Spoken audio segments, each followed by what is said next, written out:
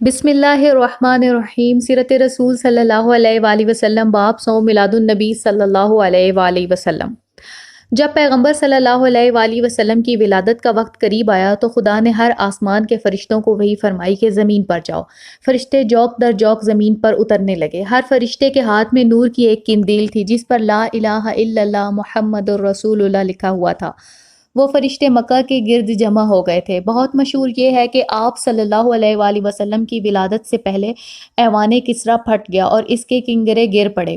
فارس کی آتش کدہ کی آگ خاموش ہو گئی، سادہ کا دریا خشک ہو گیا، مکہ کے بت خانوں کے بت سرنگوں ہو گئے۔ حضرت صلی اللہ علیہ وآلہ وسلم کے وجود سے ایک نور آسمان کی جانب بلند ہوا جس کی شعاؤں نے میلوں کو روشن کر دیا۔ نوشیروان اور مویدان نے وحشتناک خواب دیکھے۔ آپ صلی اللہ علیہ وآلہ وسلم ذکر الہی کرتے ہوئے دنیا میں تشریف لائے۔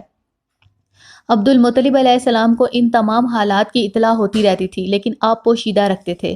جناب آمنہ علیہ السلام نے اپنی والدہ سے کہا کہ کسی کو میرے پاس نہ آنے دیجیے گا، میں چاہتی ہوں کہ حجرہ میں جا کر عبادت کروں اور اپنے شوہر کی وفات کو یاد کروں اور اپنے دل کا بوجھ ہلکا کروں، کیونکہ جناب عبداللہ علیہ السلام 2 ماہ قبل وفات پا گئے تھے۔ برہ بیٹی کو کمرے میں لے گئیں۔ حضرت آمنہ علیہ السلام حجرہ میں داخل ہوئیں اور عبادت میں مشغول ہو گئیں۔ کچھ دیر کے بعد حجرے کی چھت شگافتہ ہوئی اور 4 حوریں حجرے میں داخل ہوئیں۔ انہوں نے کہا، اے آمنہ بی بی، خوف نہ کیجیے گا، ہم سے آپ کو کوئی پریشانی نہ ہوگی، ہم تو آپ کی خدمت کے لیے آئے ہیں۔ یہ سن کر بی بی آمنہ دوبارہ عبادت میں مشغول ہو گئیں۔ کچھ دیر کے بعد بی بی پر غشی طاری ہوئی۔ جب ان کو ہوش آیا تو دیکھا کہ ان کے فرزند دنیا میں تشریف لا چکے ہیں اور اپنی نورانی پیشانی سجدہ میں رکھے ہوئے ہیں اور انگشت شہادت اٹھائے ہوئے فرما رہے ہیں، لا الہ الا اللہ۔ حضرت صلی اللہ علیہ وآلہ وسلم کی ولادت باسعادت جمعہ کے دن فجر کے بعد ربیع الاول کی 17 تاریخ کو ہوئی، جبکہ حضرت آدم علیہ السلام کی وفات کو 7900 سال 4 مہینے 7 روز گزرے تھے۔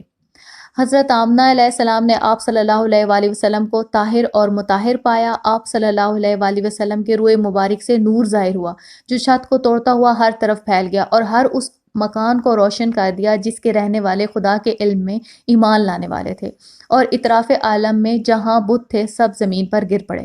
شیطان نے اپنی اولاد کو یہ خبر دی کہ آج بتوں کو توڑنے والے محمد بن عبداللہ پیدا ہوئے ہیں، تو اولاد شیطان سروں پر خاک ڈالنے لگی اور دریائے چہارم کی طرف بھاگ گئے۔ حوروں نے آپ صلی اللہ علیہ وآلہ وسلم کو بہشت کے کپڑوں میں لپیٹا اور پھر بہشت کو روانہ ہو گئیں اور فرشتوں کو ولادت کی خوشخبری دی۔ حضرت جبرائیل علیہ السلام اور حضرت میکائیل علیہ السلام 2 جوانوں کی صورت میں آئے اور بی بی کو مبارکباد دی۔ حجرے کے دروازے پر بہت سی آوازیں بلند ہوئیں۔ جبرائیل علیہ السلام نے کہا، 7 آسمانوں کے فرشتے حضرت صلی اللہ علیہ وآلہ وسلم کو سلام کرنے آئے ہیں، اور وہ حجرہ خدا کی قدرت سے بہت وسیع ہو گیا۔ فرشتے فوج در فوج اس میں داخل ہوتے رہے اور سلام پیش کرتے رہے۔ 3 دن کے بعد بی بی آمنہ حجرے سے باہر آئیں اور جناب عبد المطلب علیہ السلام حضرت صلی اللہ علیہ وآلہ وسلم کے پاس آئے۔ دیکھا کہ آپ صلی اللہ علیہ وآلہ وسلم فصیح زبان میں تقدیس اور تسبیح الہی کر رہے ہیں۔